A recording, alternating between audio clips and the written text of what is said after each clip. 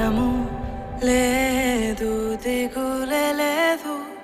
నా జీవితమంతా ప్రభు చేతిలో. నిరాశ నన్నెన్నడు ముట్టలేదు.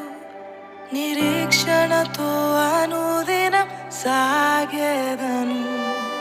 భయము లేదు, దిగులే లేదు. నా జీవితమంతా ప్రభు చేతిలో.